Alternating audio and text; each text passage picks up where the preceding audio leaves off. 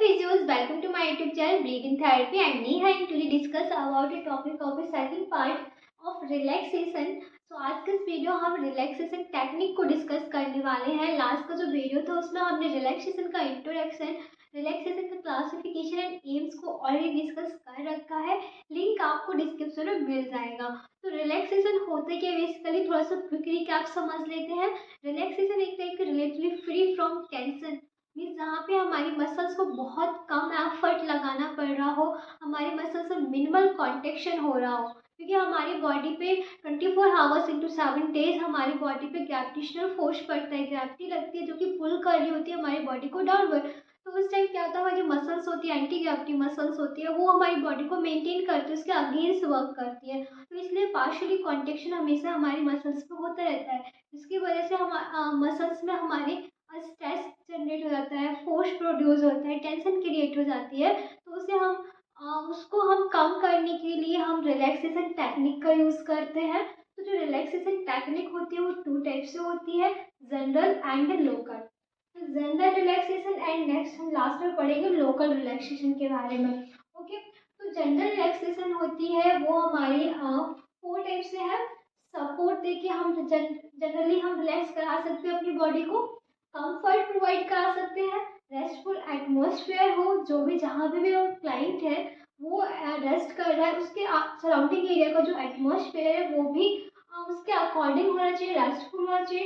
And कुछ methods होते हैं जो कि हमें रिलैक्सेशन को प्रमोट करते हैं, तो वो हम 1 बाय 1 सारा कुछ डिस्कस करेंगे. ओके. तो फर्स्ट हम डिस्कस करते हैं सपोर्ट के बारे में. तो सपोर्ट क्या होता है, जब भी हम लाइव पोजिशन में होते हैं तो वहाँ पे हमारी पूरी बॉडी को सपोर्ट मिलता है. हम स्टैंडिंग पोजीशन में हमें कोई सपोर्ट नहीं मिल रहा है, या तो हम वॉल के सपोर्ट में खड़े हो तो हमें सपोर्ट मिलेगा. ओके. तो हम लाइन पोजीशन में होते हैं उसमें कुछ मॉडिफाइड भी कर सकते हैं पोजीशनिंग को, जैसे कि लाइन सुपाइन पोजीशन हो गई, एंड हाफ लाइन पोजीशन हो गई, प्रोन लाइन पोजीशन हो गई, साइड लाइन पोजीशन हो गई. तो ये जो पोजीशन होती है ना हम मॉडिफिकेशन करते हैं. ओके. तो सपोर्ट हमें किसका मिलता है, बेड का सपोर्ट मिलता है, हमारा जो मैट्रेस है उसका सपोर्ट मिलता है, बेंच पे है, टेबल पे है. तो इनका हमारी जो पूरी बॉडी है उसमें सपोर्ट मिलता है, हमारे हेड को, हमारे टंग को, हमारी लेग को, हमारे आर्म्स को. तो सपोर्ट होने की वजह से हमारे मसल्स को थोड़ा सा वर्क कम लगाना पड़ता है, एफर्ट कम लगाना पड़ता है. ओके. तो फर्स्ट जो हम सपोर्ट में देख रहे हैं line supine position. Line supine position क्या होता है, ये हमारे जो नॉर्मल हम जब सोते हैं तो उस टाइम जो पोजिशन को बोल लेते हैं वो हमारी लाइन सुपाइन पोजिशन होती है. तो उसमें क्या है कि हमें किन चीज़ों पे ध्यान देना है. जब भी पर्सन लाइन सुपाइन पोजिशन में है तो उसका जो मैट्रेस है वो मैट्रेस हमारा फर्म थोड़ा सा होना चाहिए, और एक स्प्रिंजी लाइक मैट्रेस होना चाहिए. जो हमारा बेड और टेबल है, प्लिंथ है, उसमें कोई भी सैलिंग नहीं होनी चाहिए. उस सैलिंग को अवॉइड करना है, वरना हमारे जो थॉरेसिक रीजन होता है वहाँ पे क्रैम्प फॉर्म हो सकते हैं, स्ट्रेन हो सकता है, हमारी स्पाइन की मसल्स पे भी अफेक्ट पड़ सकता है. तो वो चीज़ आपको बहुत ज़्यादा ध्यान में रखना होगा. और जो हमारा हेड है वहाँ पे हम एक पिलो का यूज़ कर सकते हैं. इस टाइप की जो पोजिशनिंग हो गई, जैसे ये हमारा बैड हो गया, इस पर यहाँ पे तो इस टाइप की जो हमारी पोजिशनिंग होती है उसे हम बोलते हैं सुपाइन लाइन पोजिशन. तो ये हमारा हेड हो गया, थॉरेसिक रीजन हो गया, ये हमारी नी है जो वेंट होती है इसमें. तो हम अंडर द हेड एक पिलो का यूज़ करेंगे जो कि इस टाइप से होना चाहिए कि हमारे साइड टू साइड रोटेट ना होने तो प्रिवेंट करें. और हम अपनी जो हमारा शोल्डर जॉइंट है मीन्स अपनी आर्म को हमें थोड़ा हल्का स्लाइटली अपडेट रखना है, एल्बो को फ्लेक्स रखना है, और हमारे पाम है, हैंड है, वो रेस्ट कर रहा हो हमारे एक पिलो पे. और हमारी जो नी होती है वो बेंट होती है, अंडर द नी हम एक पिलो का यूज़ कर सकते हैं सपोर्ट के लिए. एंड अपने फुट के लिए हम सैंडबैग का यूज़ कर सकते हैं जो कि सपोर्ट प्रोवाइड करता है. ओके. तो ये हमें बस इन चीज़ों का ध्यान देना होगा जब भी लाइक सुपाइन पोजिशन में है, तो हम क्या क्या चीज़ों को फॉलो करना है. नेक्स्ट जो हमारी पोजिशन है वो हाफ लाइन पोजिशन है.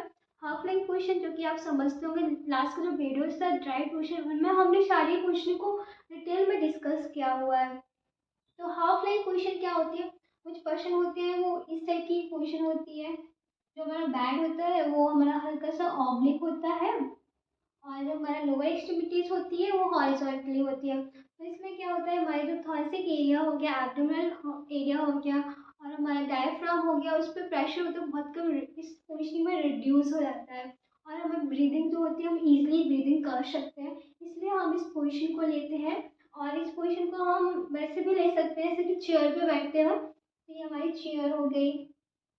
इस टाइप की भी पोजीशन को हम यहाँ पे हम बैठे हुए, इस टाइप की पोजीशन को भी हम हाफ लाइन पोजीशन में रख सकते हैं इसमें। तो ये भी हमारे लिए बहुत ईजी होती है रिलैक्स करने के लिए। इसमें हम बस जो पर्सन है इस वाली पोजीशन में, उस इसे आर्म चेयर भी बोलते हैं, कि इसका जो हैंड होता है पर्सन का वो चेयर पे रेस्ट कर रहा होता है। एक पिल्लो का भी यूज़ कर सकते हैं अंडर द हेड। और जो हमारे लैग होंगे वो वर्टिकली होते हैं। और एक पोजीशन में जो हमारे लैग है उसे हम इस टी शेप में भी रख सकते हैं। ओके, तो ये हमारी हाफ लाइन पोजीशन। नेक्स्ट अब समझते हैं प्रोन लाइन पोजीशन के बारे में। तो प्रोन लाइन पोजीशन में क्या होता है, जो पर्सन है जो क्लाइंट है वो हमारे प्रोन पोजीशन में होगा, हेड होगा वो डाउनवर्ड होगा। और हम यहाँ पे रेस्ट के लिए पिलो का यूज कर सकते हैं। उसमें हमारा जो पैल्विक एरिया है, अंडर द पैल्विक एरिया एक हम पिलो यूज कर सकते हैं। लेग के पास हम एक पिलो का यूज कर सकते हैं, क्योंकि यहाँ से प्रेशर जो होता है वो रिड्यूस हो जाता है। जब प्रेशर रिड्यूस होगा तो हमारी मसल्स को एफर्ट थोड़ा सा कम लगाना पड़ेगा। ओके, तो ये भी हमारी रिलैक्सेशन पोजीशन होता है। नेक्स्ट हम समझते हैं साइड लाइन पोजीशन। जो मोस्टली साइड लाइन पोजीशन तो हर कोई यूज़ करता है, हम मोस्टली जो सोते हैं वो साइड लाइन पोजीशन में ही सोते हैं। और बहुत ज़्यादा ये पोजीशनिंग हमारे लिए बेटर होती है। साइड लाइन हम अपनी लेफ्ट साइड फेस करके अपनी हार्ट की साइड रोटेट होकर हम जब सोते हैं तो बहुत अच्छा होता है हमारे हार्ट के लिए। ओके, जब हम राइट साइड हेड करते हैं तो हमारे प्रेशर पड़ता है हमारे हार्ट पे। तो साइड लाइन में क्या होता है, हम दो पिलो का यूज़ कर सकते हैं, under the head and the अपने थाई के एरिया के पास, नी के पास हम एक पिलो का यूज़ कर सकते हैं। एंड अंडर द हम आर्म्स के नीचे भी एक पिलो का यूज़ करते हैं प्रेशर को रिड्यूस करने के लिए और अपनी बॉडी को रिलैक्स करने के लिए। ओके, आई होप आप सपोर्ट के बारे में समझ गए होंगे, सारी पोजिशनिंग के बारे में समझ गए होंगे। अब नेक्स्ट हम समझते हैं कंफर्ट के बारे में। सो कंफर्ट क्या होता है, जब भी हम अपने आप में कंफर्ट फील करते हैं तो हम रिलैक्स हो जाते हैं। अनकंफर्टेबल फील होता है तो हम हमारी जो माइंड है एक जगह स्थायी नहीं होगा, क्योंकि हम अनकंफर्टेबल फील हो रहे हैं। तो कंफर्ट में हम समझेंगे जो भी हम कोई भी रिस्ट्रिक्टिव क्लॉथिंग है, रिस्ट्रिक्टिव मटेरियल्स है, जैसे कि बेल्ट हो गया और अदर कोई गारमेंट्स हो गए एंड शूज़ हो गए और गटर्स हो गया, तो ये सारी चीज़ों को हमें रिमूव करना है। रिमूव करके हम अपने आप को कंफर्ट फील करा सकते हैं और हम डीप ब्रीदिंग कर सकते हैं। हमारा जो रूम है, जिस रूम में जो क्लाइंट है वो रेस्ट कर रहा है, उसका जो रूम है वो वार्म होना चाहिए। यदि सर्दी है तो और फ्रेश एयर आनी चाहिए, वेंटिलेटेड रूम होना चाहिए। सर्दी के टाइम क्या होगा, ब्लैंकेट को यूज़ कर सकते हैं, हीटर का यूज़ कर सकते हैं और हम इलेक्ट्रिक ब्लैंकेट भी यूज़ कर सकते हैं, इंफ्रारेड रेडिएशन का भी यूज़ कर सकते हैं पर्सन का जो रूम है उसे वार्म रखने के लिए। और जो पर्सन है वो कोई भी रिस्ट्रिक्शन ना हो उसे हो, अच्छे से हम उसका क्या क्लॉथिंग है वो सारी चीज़ों पर फोकस करेंगे।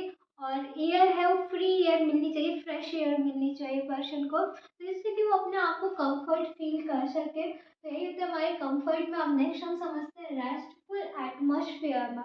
रेस्टफुल एटमॉस्फेयर क्या होता है, जो कि अराउंडिंग पेशेंट के होता है, जिसमें कि वो सराउंडिंग एरिया से कोई भी नॉइस आ रही है या लाइटनिंग बहुत ज़्यादा हो रही है, तो इसमें क्या होगा, वो एटमॉस्फेयर उसका होगा वो रेस्टफुल नहीं होगा। तो इसलिए इन चीज़ों पे भी आपको बहुत ज़्यादा फोकस करने की ज़रूरत है। मेंटली और फिजिकली रिलैक्सेशन एक दूसरे से बहुत ज़्यादा इंटरडिपेंडेंट होता है, कि हम फिजिकली रिलैक्स हैं तो हम मेंटली भी रिलैक्स होंगे, मेंटली रिलैक्स है तो हम फिजिकली भी रिलैक्स होंगे।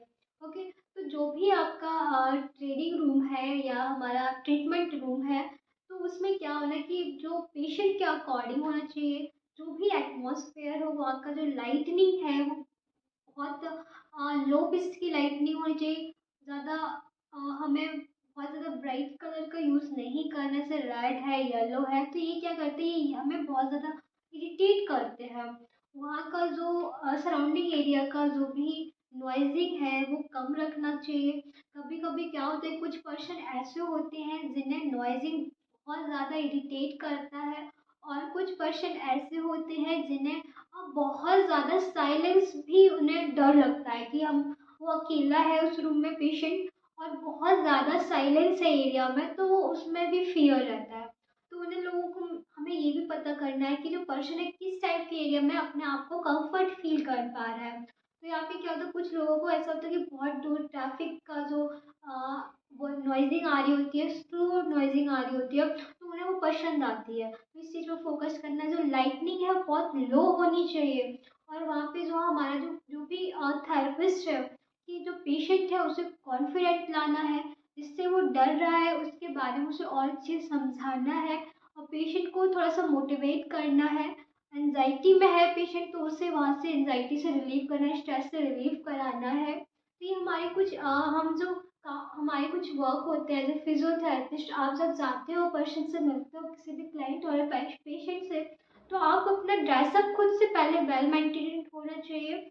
और आप जब भी पेशेंट से बात कर रहे हो, बहुत कामनेस बात, बहुत अच्छे से बात करनी है। जो हमारी वॉइस है वो लो पिच की वॉइस होनी चाहिए, उसी तरीके से बात करें जिससे कि आपसे पेशेंट आपकी लैंग्वेज को समझ पा रहा है। कोई मेडिकल लैंग्वेज आपको यूज़ नहीं करनी है वहाँ पे, और पेशेंट को समझाना है कि आप जल्द से जल्द ठीक हो सकते हो।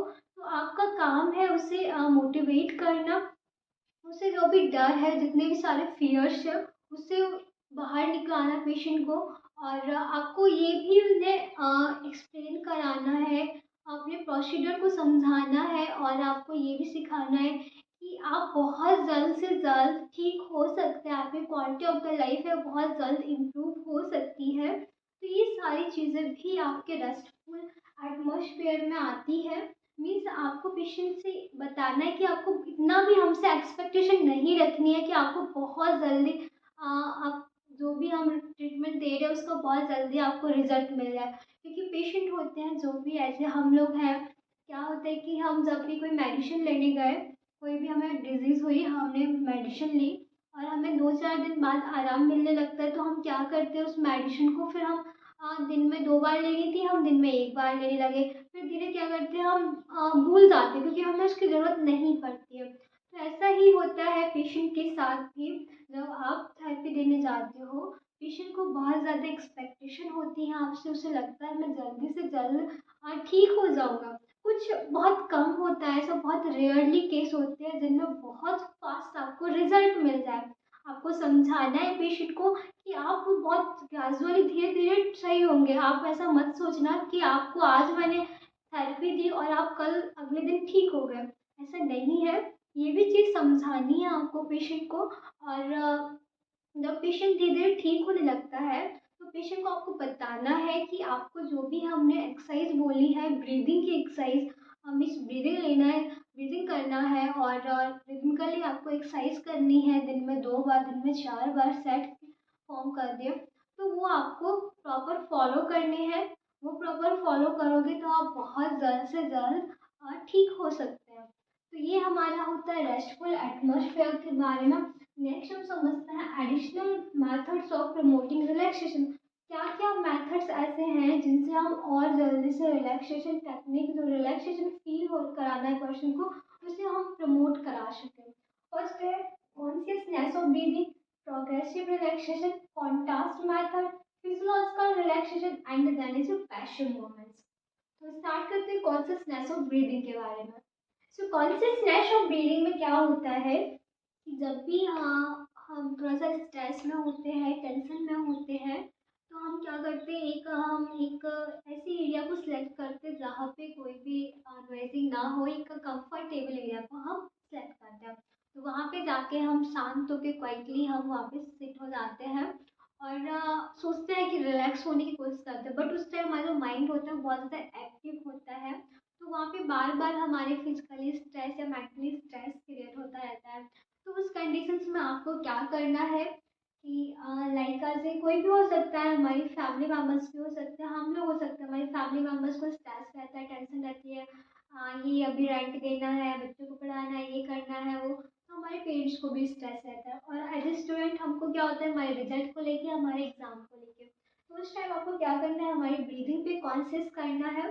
जब भी आप इंस्पिरेशन का इनहेल कर रहे हो, इनहेल करने के बाद जैसे ही एक्सहेल करते हैं, तो एक्सहेल करने के बाद कुछ टाइम के लिए आपको वहाँ पे होल्ड करना है। मीन्स आपको अपने माइंड, जैसे ही हमने एक्सहेल किया है, तो वैसे ही हम थोड़ी देर के लिए वहाँ स्टॉप हो जाएंगे। स्टॉप होके फिर उसके बाद थोड़ा इंस्पिरेशन लेंगे, फिर इंस्पिरेशन किया, फिर एक्सपिरेशन किया, फिर कुछ देर के लिए होल्ड कर लिया। तो ये होता है हमारी consciousness of breathing. Okay, at the end of the expiration to the hold this, तो आपको होल्ड करना है। नेक्स्ट हम समझते हैं प्रोग्रेसिव रिलैक्सेशन के बारे में। प्रोग्रेसिव रिलैक्सेशन में क्या होता है, जैसे कि हम जो योगा में करते हैं, एक हमारा आसन होता है सव आसन करके, जिसमें हमारी बॉडी हम एकदम सुपाइन पोजिशन में लेट जाते हैं बिल्कुल रिलैक्स होके। और ये जो हमारी पोजिशन होती है उसे सव आसन बोलते हैं। इसमें हमें ना बॉडी के एक एक पार्ट को रिलैक्स कराना होता है, हमें अपना कंसंट्रेट करना पड़ता है एक एक पार्ट पे, distally to proximal. Okay, next हम समझते हैं कॉन्ट्रास्ट मीडिया मेथड्स के बारे में। सॉरी, कॉन्ट्रास्ट मेथड क्या होता है?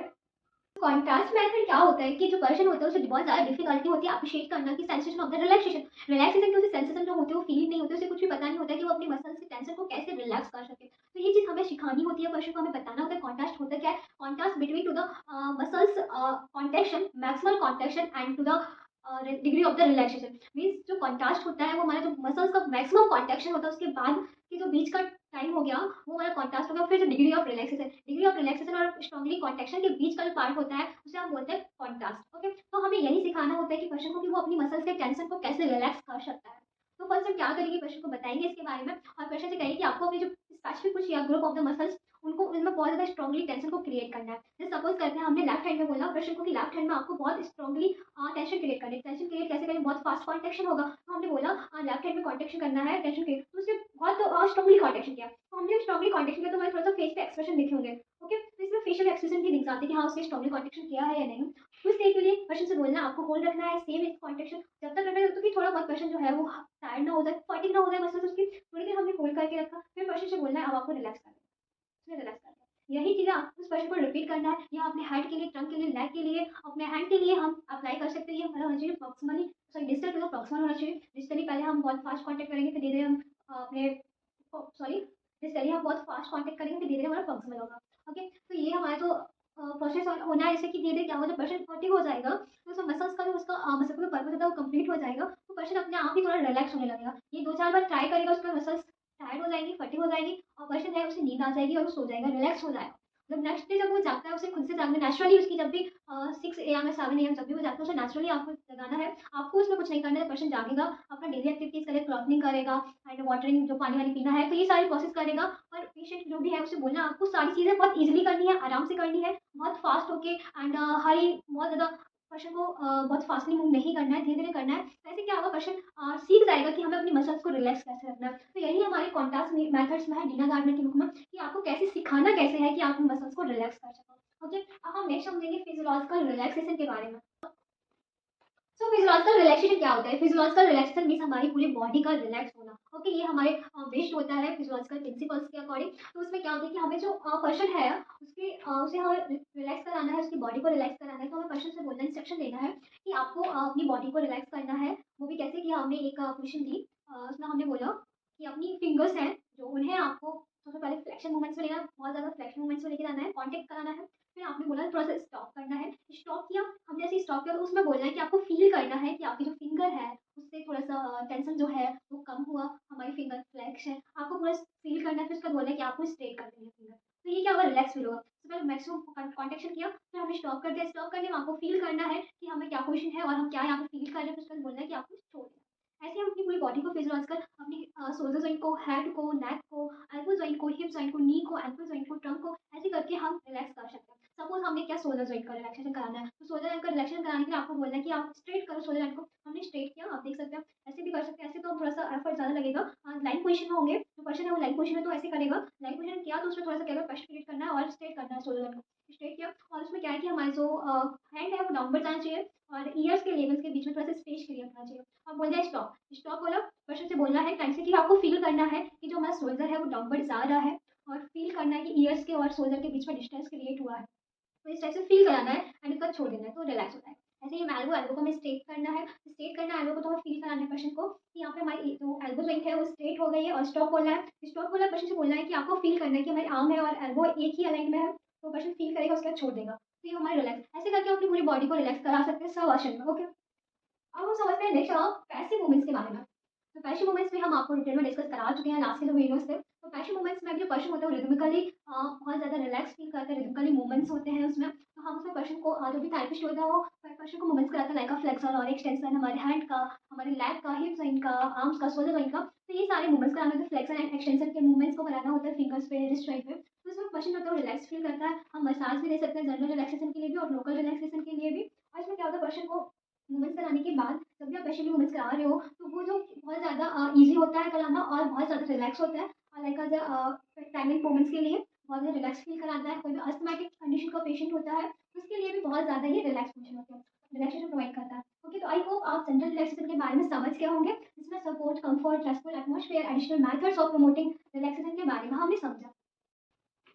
सो जो नेक्स्ट हमारा है last, local relaxation. Local relaxation क्या होता है कि वो हमारे लोकलाइज्ड पार्ट के लिए हम रिलैक्स करा सकते हैं। कोई भी अपनी आर्म्स के लिए स्पेशली, कोई मसल्स के लिए स्पेशली, हम पेक्टोरल रीजन की मसल्स, थोरैसिक रीजन की मसल्स के लिए हम लोकल रिलैक्सेशन कराते हैं। तो ये भी थ्री, जो हमारी थ्री टाइप्स है लोकल रिलैक्सेशन के। फर्स्ट है pre to the massage and passive movements. ये सब पर्सन को पैसिव मूवमेंट्स और मसाज कराते हैं, जो कि हम जनरल और लोकल दोनों के लिए करा सकते हैं। जो मसाज होती है वो टेम्पररी रिलीफ देती है और टेम्पररी रिलीफ मिलता है। इसमें पर्सन को बोलेंगे कि थोड़ा स्लाइटली आपको अपडेट करनी है आपको, और अपने आर्म को फ्लेक्स करना है, एल्बो जॉइंट को फ्लेक्स करना है, एक रिलैक्स पोजीशन लेनी है और कोई भी प्लिंथ और एक। तो वहाँ पे हम करें तो पेशेंट को जब मसाज देते हैं तो उसमें क्या होता है कि हमारे जो सर्कुलेशन होता है वो इम्प्रूव हो जाता है। सर्कुलेशन इम्प्रूव होने की वजह से वहाँ पे जितना भी ऑक्सीजन की जो भी हमें हमारे टिश्यूज़ को नीड होती है वो ऑक्सीजन सप्लाई हो जाती है अच्छे से। तो वहाँ पे पेशेंट क्या होता है, थोड़ा सा अपने लोकली वो रिलैक्स फील करता है। और ये रिलीफ स्पाज्म को रिलीव करने के लिए भी बहुत ज़्यादा इंपॉर्टेंट होता है लोकल रिलैक्सेशन टेक्निक। जो स्पाज्म होता है एक टाइप की हमारे न्यूरोलॉजिकल कंडीशंस में कोई भी लीजन होने की वजह से, नर्वस सिस्टम में कोई लीजन होने की वजह से भी स्पाज्म हो जाता है। हमारा फास्ट कॉन्टेक्ट या हाइपरटोनिसिटी होने की वजह से भी हमारे मसल्स में स्पाज्म हो जाता है। हमारी एगोनिस्ट और एंटागोनिस्ट मसल्स दोनों ही कॉन्टेक्ट करने लगती है तो वहाँ पर पेन होने लगता है। तो ये हमारे स्पाज्म को रिलीव करने के लिए भी बहुत ज़्यादा इंपॉर्टेंट होता है। इसमें हमारे स्ट्रेच रिफ्लेक्स कुछ होते हैं, उनकी स्ट्रेचिंग करानी होती है, मस्कुलर फाइबर्स होते हैं उनको स्ट्रेच कराना होता है।